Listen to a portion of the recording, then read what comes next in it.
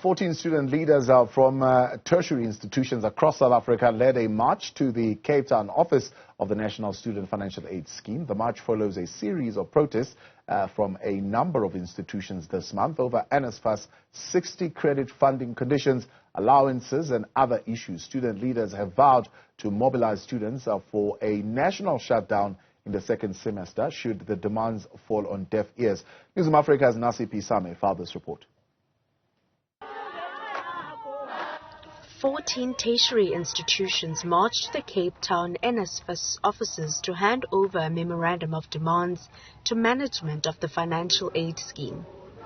Of the 16 demands, student leaders are calling for the scrapping of 60 credit course funding conditions, which will be implemented on the 1st of June. The students say should the government and NSFAS not respond favorably, the future of academic activity hangs in a balance. Together with DHET, because some of the decisions that NSFAS takes, they can't take decisions without the consultation or the approval of the minister. They are together in this thing, and it means that when they are together in this thing, together with SAWUS, by the way, they are all together. It means we are going to deal with all of them. They will be the reason why institutions of higher learning are not operating in second semester. Students have highlighted a number of challenges, from the 45,000 Rand accommodation cap and the introduction of a third-party service provider to distribute allowances. Also, the service providers are in some way dodgy, because in the TVET sector, how we're then now implementing that thing, or how we're seeing the implementation rather, we're seeing that there are students that are complaining that their accounts get malicious withdrawals from people that they don't even know. So that in itself raises alarm that no, we can't have such a service provider that's going to exploit students from their allowances, of which is not even enough in this current economy. NSFAS is playing with the futures of the students that are coming from poor and marginal backgrounds, where the university or university degree is their only ticket to a good life.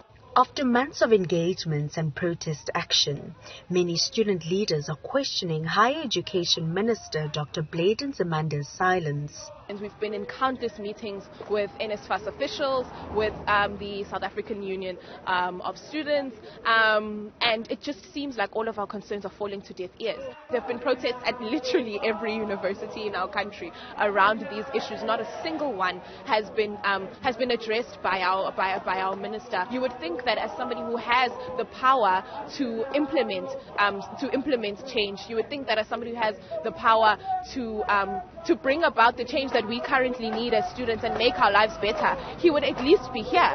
The best thing that he does is to condemn students. The student leadership of 14 institutions has given NSFAS until Friday to respond to a memorandum of demands. For Newzroom Afrika on Channel 405, I'm Nasiphi Same in Cape Town.